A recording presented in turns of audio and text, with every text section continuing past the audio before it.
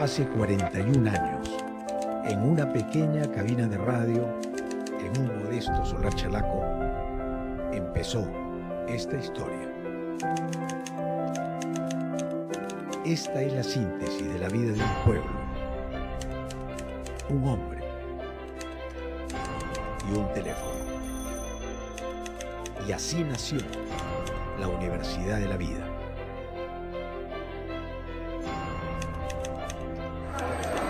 Historias de nuestra gente contadas en el silencio de lo cotidiano, donde habló por vez primera el corazón de los invisibles.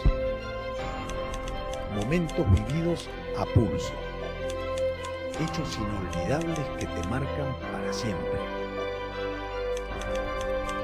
Hombres y mujeres graduados en la Universidad de la Vida que nos enseñaron que amando es ganar y que sufrir es crecer. Maestro del pueblo. Pero mi historia es difícil, no voy a hablarles de un hombre común. Haré la historia de un ser de otro mundo, de un animal de galaxia. Es una historia que tiene que ver... ¿Qué tal, amigos? Muy buenas noches. Hace 8 meses tuve la suerte de entrevistar al doctor Enrique Cipriani Torne. Y con él se produjo una entrevista inusitada. No es posible traer preguntas preparadas. Es una entrevista difícil. Fue una entrevista difícil, pero esta va a ser aún más difícil. Y voy a contarles por qué. Con el permiso, doctor Cipriani.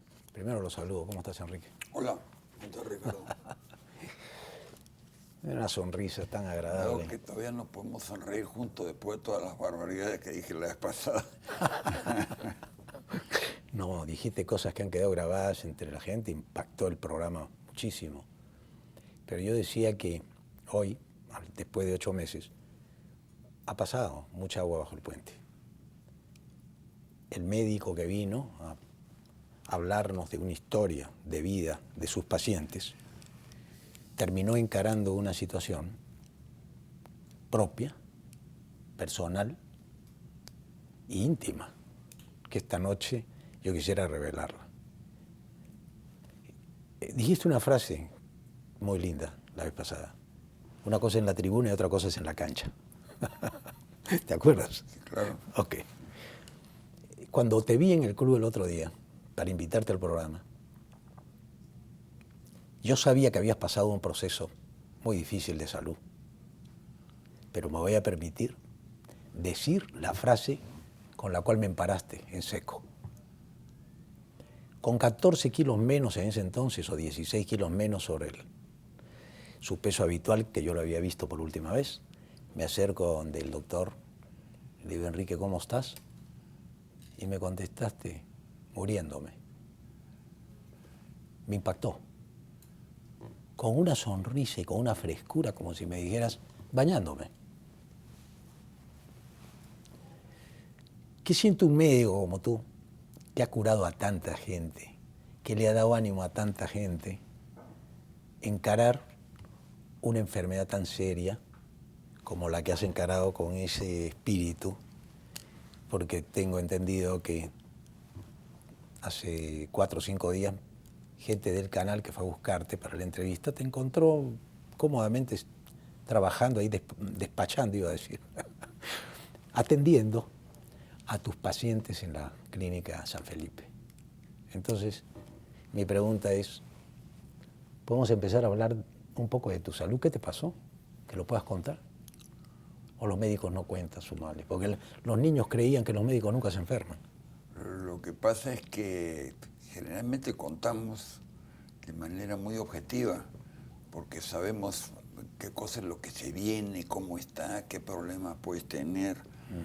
O sea, predices un poco en tu persona lo que has leído en los libros, lo que tú has visto en pacientes después de 40 años. Y entonces, el diagnóstico fue una cosa muy peculiar, porque era un viernes en la tarde y yo fui al baño a hacer una pilita y salió una Coca-Cola. Ay, Y entonces le digo a mi esposa, oye, ven. Entonces me dice, eso es hepatitis, me dice. Y yo dije, esta hepatitis a mis años. No, Tu esposa es médico, para empezar. ella es esposa. Soy casado con una doctorcita. Y la doctora Corazón. La cosa está en que, ¿Te dijo eso eso? de que esto es hepatitis y que sé, no me sonó muy bonito. Pero al día siguiente, sábado, nos íbamos a ir a comer una parrilla con mis hijos a la playa.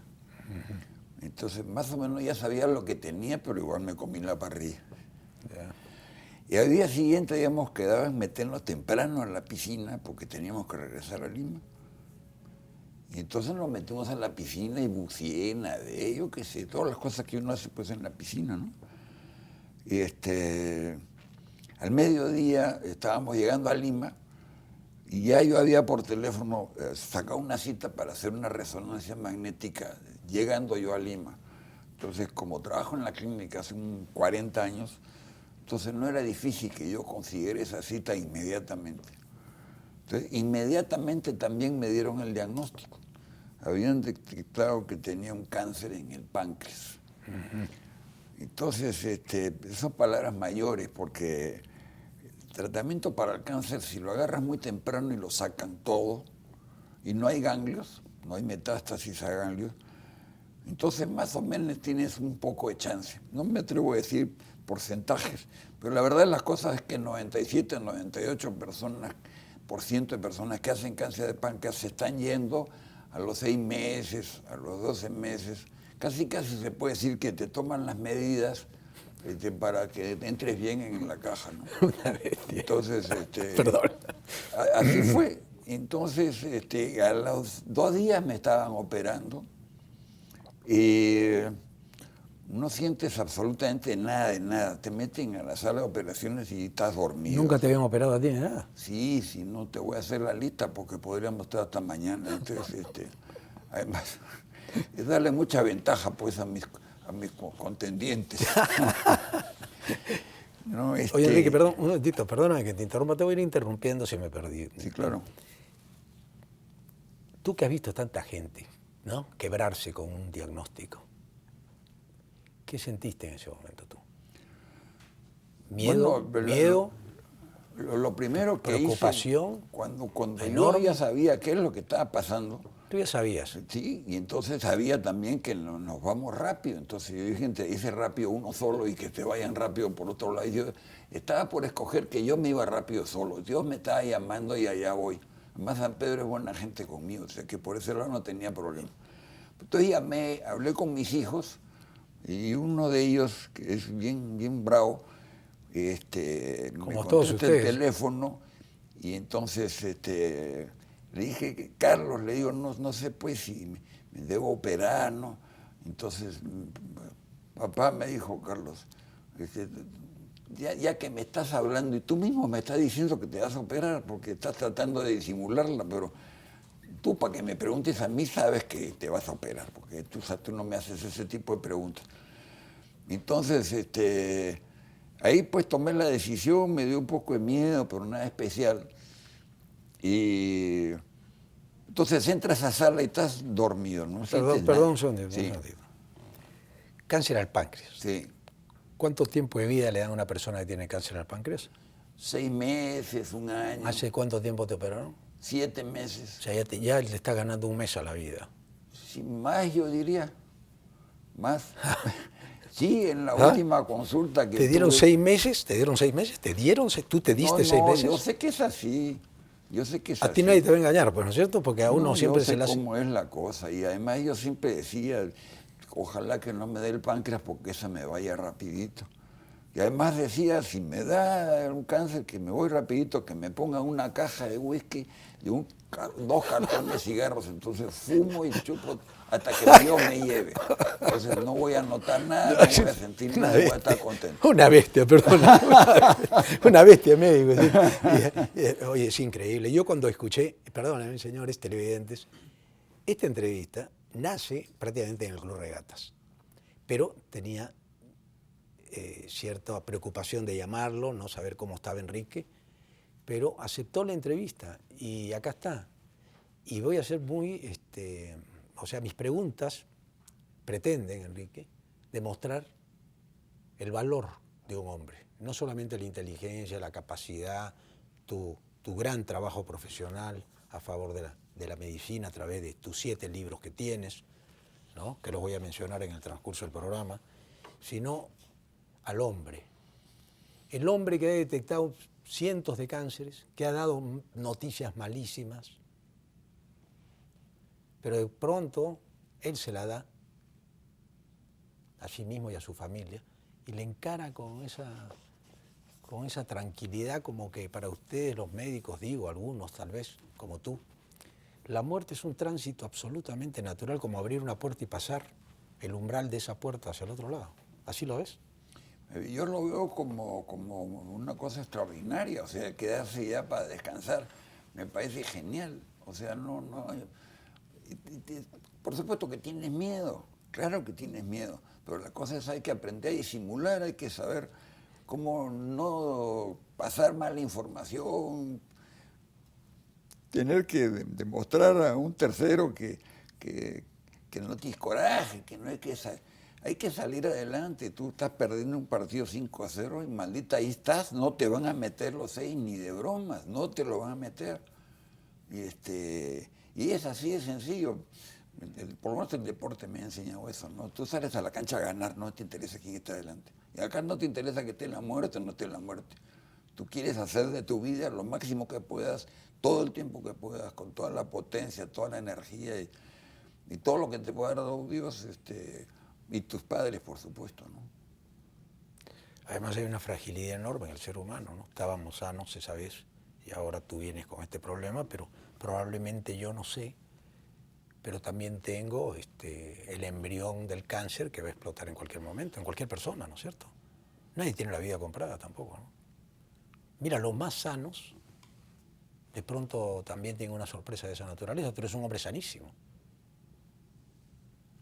Bueno, la cosa de la sanidad realmente no está en el corazón, está en el cerebro. Y a través de la actividad mental uno aprende a portarse de cierta manera en determinadas circunstancias, tratar de no regañar. Uy, caramba. Seguido, que es o decir, pero ahí, hablar un Enrique, lenguaje. ¿ese es pedirle peras al olmo?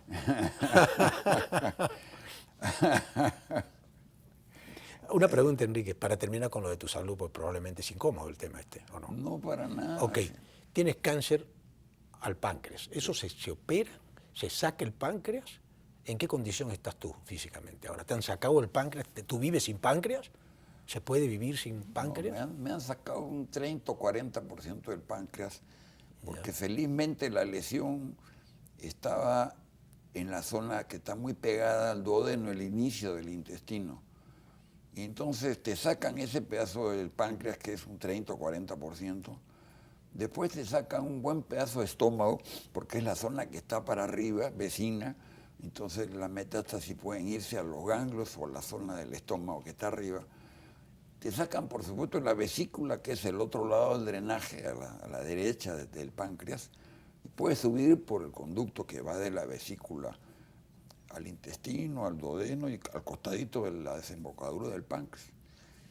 Y entonces tienen que hacerte un montón de anastomosis, es decir, juntar tubos. La primera es entre el estómago y la segunda parte del intestino delgado, y hay uno. La segunda es que tienen que empatar el coledo con lo que viene de la bilis del hígado a una parte del yeyuno del intestino. Pues tiene que empatar el conducto de Wilson, que es como se llama, conducto que drena la secreción pancreática.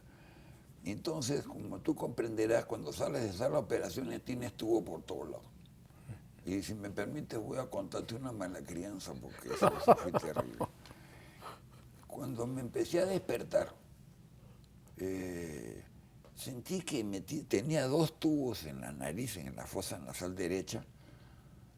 Tenía una sonda en la vejiga, es decir, estaba orinando una bolsa, no podías que yo quiero el papagayo, no hay papagayo, tú haz pila nomás que nosotros nos encargamos.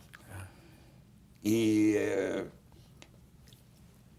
los catéteres del oxígeno.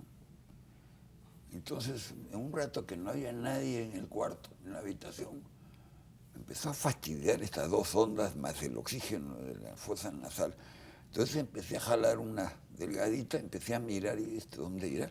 Entonces, pero si sabes tú todo eso. Una de las sondas. Entonces, cuando miré la sonda, dije, uy, que esto es una vara, quise meterla. Y no se podía, se doblaba todo. Entonces me la saqué del todo. Entonces la enfermera, ay, doctor, ¿qué ha hecho usted? No, no he hecho nada, esto me está fastidiando. O sea, que lo primero que tienen ustedes que darme es evitar todos los fastidios. Pero no sé, bueno, resulta que esa sonda había estado en el yeyuno, o sea, había pasado la operación del estómago, etcétera, y se había metido al intestino. Y la usaban en caso que no pudiera comer, me iban a dar a alimentar por esa sondita para que no pasara por la anastomosis del estómago con el yeyuno. Entonces resulta que si yo no podía comer, no iban a tener dónde meterme la comida. Entonces realmente era una barbaridad. Pero me han debido decir, pues, otra te cosa. amargaste tú, conociéndote. No, pues, te amargaste, piquetale. No, yo decía que la cosa es que no pasó nada. ¿Pensaste que te ibas a morir? No. ¿No se te vino a la cabeza eso? No. ¿No hubo despedida previa antes de la operación? No, para nada. Quizás algunos familiares están asustados. Yo no, pues estaba en las manos de Eduardo Barbosa, un cirujano de primera nota. Y yo he trabajado pacientes con este mismo problema, operados por él, y he visto la tranquilidad y la pericia con que se mueve en estas circunstancias, que ¿no? La gente que trabaja en sala de operaciones, anestesistas, y Barbosa opera con su hijo, que también es cirujano. Entonces no me preocupaba. Otra que es más brava que esa, es me operaron de la rodilla izquierda con artroscopía. Harán pues 8 o 9 años, porque hace 30 me operaron de la otra rodilla. Pero más brava que esta no hay. No, pero lo que hice sí es mucho más bravo. Bueno, estoy hablando con un robot, no sé si es un ser humano, un robot. Bueno, tu talento, voy a sacarte el tema de la enfermedad un ratito, ¿está bien? Tu talento ha producido muy buenos libros, uno de ellos, problemas de diagnóstico médico, ¿no es cierto? Que creo fue uno de tus libros que tú los consideras el más importante, pues todos son importantes, pero ¿no? Sí. Pero a mí uno que me gusta, que hay 2 títulos que me apasionan. Te voy a meter a los terrenos que no te gustan, pero tú sabes salir como buen machetero que eras en el fútbol. ¿Te acuerdas? Sí, yo creo que te gustaba la manera que yo jugaba, porque estaba buscando jugar por equipos diferentes todo el tiempo. Ya. A las puertas del año 2000, Medicina, Sociedad y Ciencia. El otro se llama Ética y Política. Ética y Política. Muy interesante eso. Yo sé que no te gusta hablar de política, pero por ahí nos dejamos caer a ese territorio, ¿te parece? ¿No? De acuerdo. Ok. El hombre entre la razón, los mitos y la religión. Ese me parece interesantísimo. Ahí agarras carne, porque tú eres hermano del cardenal. ¿Qué te estás metiendo con la religión? ¿Cómo te estás metiendo con los mitos y la religión? Cuéntame esa historia. ¿Cómo te has atrevido? ¿Qué te ha dicho el cardenal? Yo creo que le ha gustado ese libro. ¿Le gustó? Incluso me ha hecho comentarios sobre un organelo de la célula que se llama mitocondria, y es donde se produce toda la energía que manda todo el mecanismo de la célula. O sea, la mitocondria es como la fábrica o la central eléctrica que está generando potencia, energía para mover todo. Entonces, él un día de pasada me habló sobre la mitocondria. O sea, que quiere decir que primero que lo leyó, después que le tiene que haber gustado, si no, no se acordaría tanto. Y no se metió con el tema del mito ni la religión. Yo creo que por precaución. Y ¿Entre hermanos discuten? Discutíamos, y además no discutíamos, sino que nos dábamos. ¿Peleaban? Sí, fuerte. Al punto que mi mamá tenía que pararse en la puerta del dormitorio a veces, porque cuando se iba y apagaba la luz se armaba de nuevo. La bronca. Sí, una vez nos armamos y 3 veces mi mamá tuvo que regresar al cuarto porque seguía la bronca. Curioso. Entonces ahí se quedó en el cuarto hasta que nos quedamos dormidos ya. Pero al día siguiente, como pues, somos hermanos, pues si no nos damos entre hermanos, ¿a quién le vas a dar? Entonces, bueno, a mí me pasa algo parecido, ¿no? Las discrepancias entre las familias se dan mucho. Enrique. Lo que pasa, disculpa que regrese al mito y la religión, es que nosotros funcionamos la mayor parte del tiempo sobre la base de mitos. Creemos cosas que son chisme de café, no las constatamos. Denuncian a fulano y lo sacan en primera página del periódico como que ya fue. Entonces, si te bombardean con la información, hasta que en algún momento los que le escriben piensan que es verdad y tú también crees que es verdad y la empiezas a transmitir, pero ya en tu propio lenguaje se ha armado un mito contra lo desfachatado que es fulano, lo sinvergüenza que es el otro, o lo linda que está la otra, o que Jefferson Farfán se fue con no sé quién. Entonces, no es el Jefferson Farfán que es el bravo en la cancha, fuerte, valiente, entrador, hace las que no crees, marca, o sea, es un jugador de fútbol, pero de verdad. Entonces no se preocupan de resaltar estas cosas en este hombre, que me parece genial, sino ¿con quién se metió anteanoche fulanito de tal? Pues ese es problema de él, no es problema de ti, que estás queriendo conocer bien a la persona que se porta con tal exquisitud en la cancha, revelando cuál es su personalidad en el fondo, porque el pata que está en la cancha es como es él. Ahí no es que lo hicieron, ese es él es así en su vida, porque en la cancha tú reflejas lo que eres.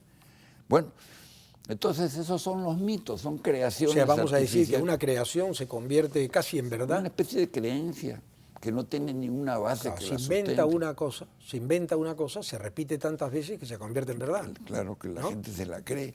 cree. Bueno, es igual que cuando, por ejemplo, tú llamas a un chamán para que el chamán te enderece porque te duele el cuello. Te va a venir y te va a hacer una serie de movimientos y tú la estás creyendo que este señor tiene tal y tal capacidad. Los poderes. Claro, ese es un mito, el mito del chamán, que era un mito generalizado en el siglo 100 después de Cristo. No creían más que en los chamanes.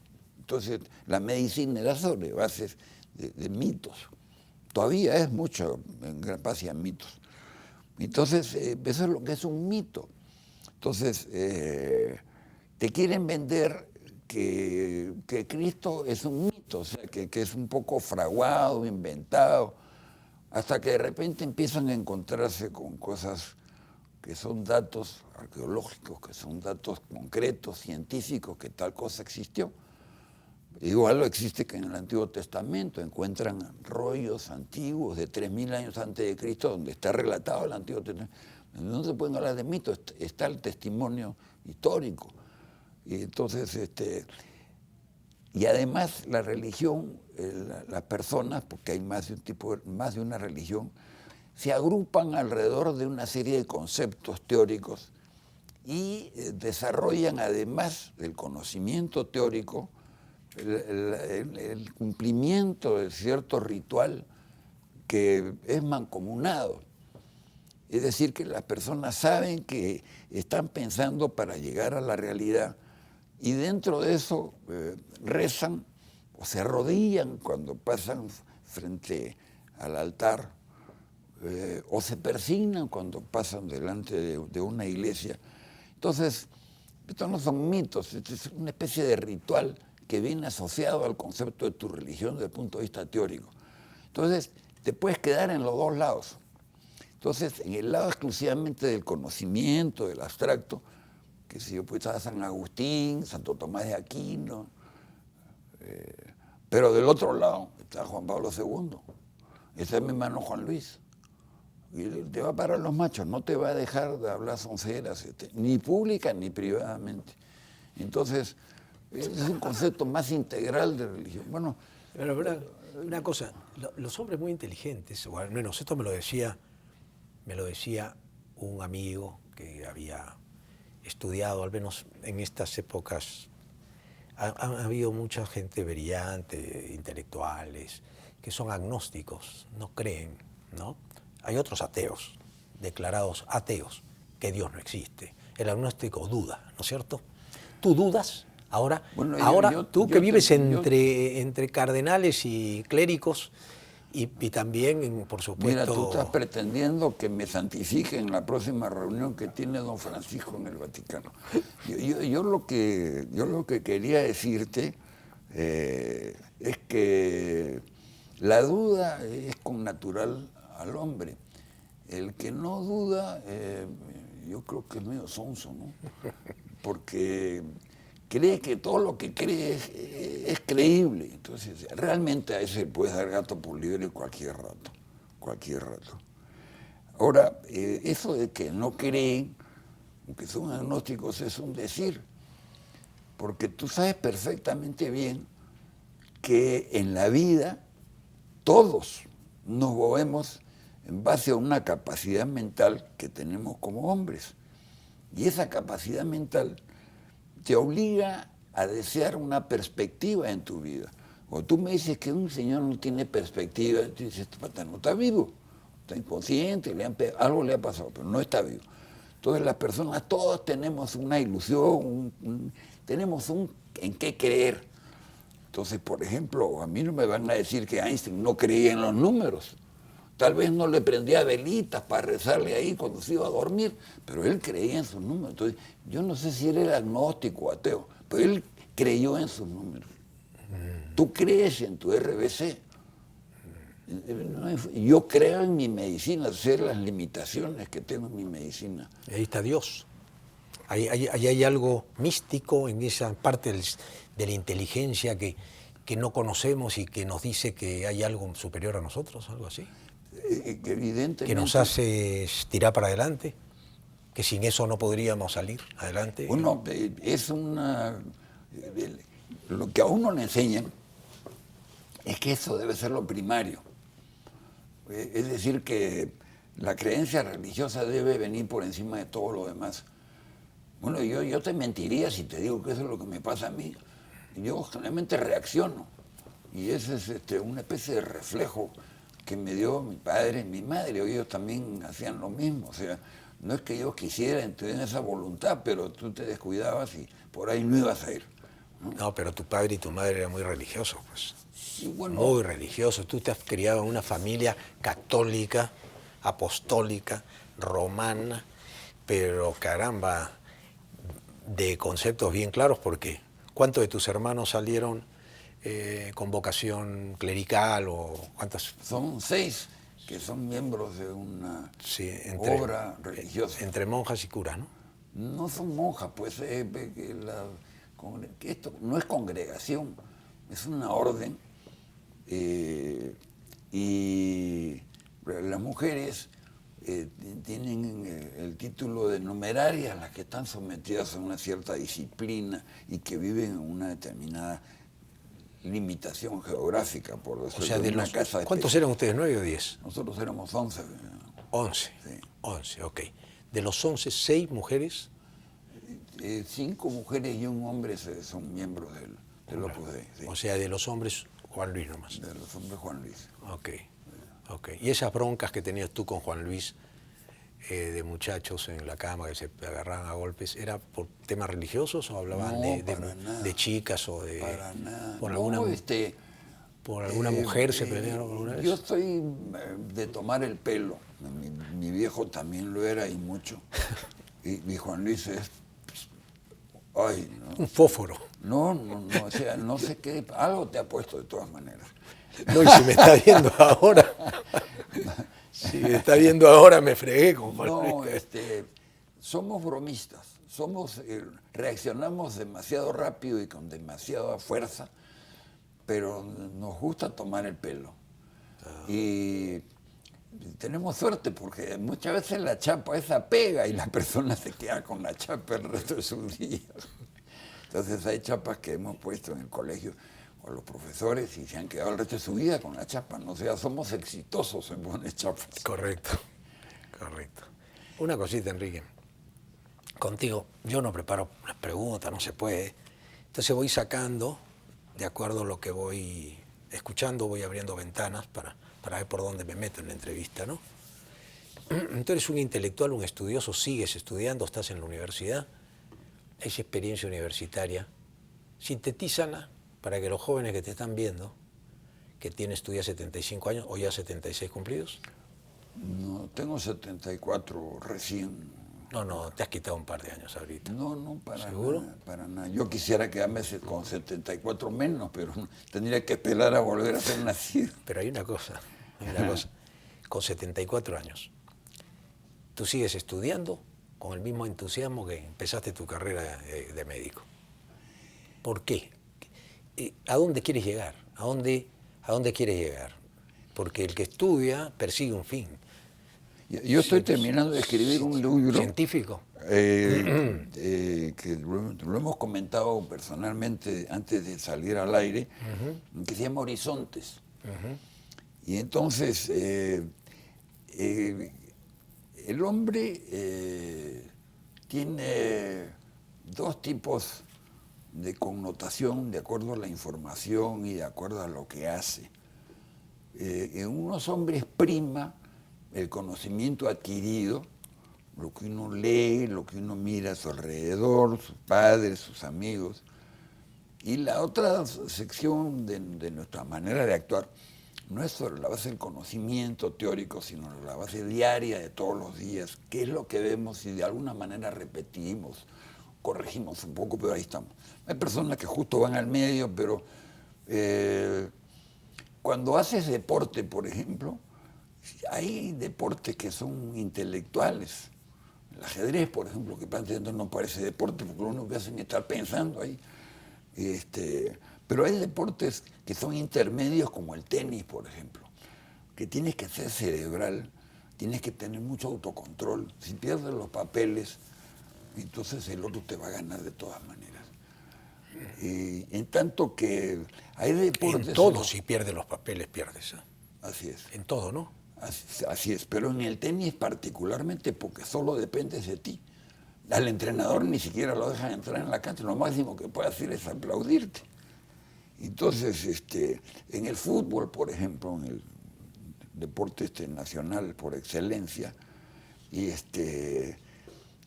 no piensas, pero generalmente no piensas mucho, tienes que ser muy profesional para pensar. Y desgraciadamente los entrenadores no les enseñan a pensar a estos señores. ¿Cómo es posible que un pata que juega mucho, Cueva, le tiene un pelotazo en la cara a Chile? ¿Cómo es posible que lo expulsen? Pero se queda con 10. Más atrás se lesiona un peruano, y Perú se queda con 9. Y en lugar de tirar la cancha, la pelota a la tribuna, cuantas las veces las metieran, siguen jugando con 9. Eso para mí es inaceptable. Ni el entrenador estaba pensando. O sea, falta de inteligencia. ¿Se ofuscó? Falta de inteligencia. Se ofuscaron todos. Perdieron los papeles. El arquero, todos los defensas, todos siguieron metiendo la bola a la cancha sabiendo que ya eran 9. Las botas fuera. Nosotros un año estuvimos por perder la categoría en la Liga de San Isidro. Categoría de segunda amateur. Después llegamos a primera. Pero ese año me acuerdo claramente que nosotros estábamos jugando con 10 y los otros con 11. Y el otro equipo nos encimaba y yo estaba jugando de volante al lado derecho. Me pasaron la pelota, la tiré al barranco que está 30 metros atrás del arco y no había otra pelota. Se acabó el partido y no bajamos. Pero es elemental, pues ¿cómo no iba a ser eso? Iban a perder la categoría, señor, que vayan a traer la pelota ellos. Entonces, es un recurso un poco turbio, pero no sé, pues. Una cosa, yo presento al científico y te vas al fútbol, ¿no es cierto? Presento al escritor, al médico connotado y te vas al fútbol. Tú siempre haces la metáfora del fútbol con la vida, ¿no? Tú en este momento que estás encarando una situación dificilísima, yo te veo a ti con un ánimo que si a mí me dieran el problema que tienes tú, yo no sé si tengo los pantalones tan bien puestos como tú para encarar con esta alegría. Yo creo que es al contrario, porque te están diciendo ya el partido va a terminar, así que mejor sigue jugando y mejor si puedes, ¿no? Si estás ganando, para ganar por más. Y si estás perdiendo, no te vayan a meter otro gol. Y si tú te chupas, te están metiendo otro gol. No sé quién, pero si no vas para adelante... Pero entonces yo la duda es esta. Cuando a uno le dicen la palabra cáncer, ¿no? Uno ya da por terminado la carrera, ¿no? Hay mucha gente que se abandona. Y yo creo que esta entrevista de hoy, que yo no salgo de mi asombro, te lo digo, Enrique, con franqueza, porque el día que te veo en la piscina y me dijiste otra palabra, estamos en horario de protección, ya pasamos el horario de protección al menor. Insistí, pues, Enrique, ¿qué te pasa? Me dijiste, estoy jodido, pues. Y ahí empezó el diálogo. Además, entonces tienes que tener cuidado porque contagio. Tu estado de ánimo es el que contagias. No, ahora una pregunta, sí. una pregunta. ¿Tú has visto gente caerse psicológicamente y eso arrastra más la enfermedad? Cuando uno se cae psicológicamente, ¿se enferma más rápido? Yo, por ejemplo, he escuchado mucho que el estrés que uno tiene produce enfermedades y muy serias. Y muchas de las causas de la enfermedad son producto del estrés. ¿Es verdad eso? Eso es correcto. ¿Ah? O sea que si tú la luchas y te propones, como parece que tú te has propuesto, ya le vas ganando al diagnóstico inicial de los 6 meses. Sí, en la entrevista pasada hablamos del tema en relación de qué sentía el médico con respecto al paciente. ¿Quieres un whiskycito? ¿Algo para tomar? ¿Un whiskycito? No, yo en realidad no. Hace como 4 años que casi no tomo. Perdón, la pregunta que te he hecho es porque un día me diste una respuesta muy graciosa. ¿Ah? Si yo me tomo un trago acá contigo, me van a tener que sacar en camilla, porque me han unido el estómago con el intestino, de modo que el trago se va de frente al intestino, se absorbe al... Eso me pasó a mí también. ¿Ah? Me pasó a mí también, me sacaron el yeyuno pues con el accidente de bala que tuve. Y yo me pegaba unas trancas tremendas con un whisky. Esto se arregla con el tiempo. Yo estoy haciendo una consulta médica con uno de los mejores médicos del Perú. Le estoy haciendo una consulta gratis acá en el aire. Bueno, depende... A ver, ahora se invierte la figura. Doctor Cipriani, yo cuando me tomo un par de whisky, muchas veces se me sube rápido. ¿A qué se debe, doctor Cipriani? Al que no tengo yeyuno. No sabes tomar. No sabes tomar. Pero este es un doctor, una eminencia que yo voy a preguntarle y me dice, no sabes tomar, me fregó. No me digas esa respuesta. Sí, pues, tiene que ver algo con la química del cuerpo, que uno cambia químicamente. Sí, indudablemente que sí. Y yo te puedo hacer algunas sugerencias, fíjate. Lo primero que nada es, si tú sabes que te va a hacer un cóctel, por ejemplo, y te van a empujar un pico sour catedral, pues, en tu casa cómete un pan con mantequilla, unas aceitunas, algo. Eso retarda el vaciamiento gástrico. Y si va la cosa de frente al intestino, lo que tú vas a tomar más o menos se disimula, se diluye de alguna manera. Entonces lo primero que vas a hacer la próxima vez que hagas la cosa esta de tomar en exceso, que no es bueno, entonces me vas a hacer caso y te vas a comer 1 o 2 panes con mantequilla. Entonces vas a perder uno de los problemas más grandes. Después tienes que ir despacio, porque el alcohol es como cuando uno empieza a llenar un lavatorio. Pues a ti no se te ocurre para afeitarte abrir el lavatorio a ver si se vacía, porque se va a vaciar de todas maneras. Entonces el lavatorio, si tú quieres que se mantenga a un nivel, tienes que aprender en cuánto abres el caño y en cuánto va a drenar, ¿no?, por el desagüe. Entonces eso tienes que ir aprendiendo a ver, conforme lo haces, qué está pasando. Como empiezas a trepar mucho, te plantas con el caño y ya ves que es el nivel. Como el trago es igual. Tú te pegas el primer zapatazo y entonces a la mitad del whisky te paras un rato, te miras para acá, para que si estás muy contento ya se te trepó. Entonces dices, hay que cerrar el caño un poco. Bueno, y eso, conociéndote a ti, probablemente ocurra al 3.º o 4.º whisky. Y entonces... Doctor Cipriani, muchas gracias por la consulta. Ahora sigue la entrevista. Enrique, es apasionante tu vida porque tú no solamente tratas a pacientes, sino ahora estás investigando y estás estudiando la historia, ¿no? ¿Qué tiene que ver la historia con la medicina a estas alturas de tu vida? Bueno, mira, vámonos a un corte, un pequeño corte para que se prepare esta respuesta, porque acá con el doctor Cipriani no hay posibilidades de corte, de que te voy a hacer otra, nada. Acá no sabemos qué va a pasar. Volvemos en unos instantes, no se muevan de ahí. Es sobre un ser de la nada.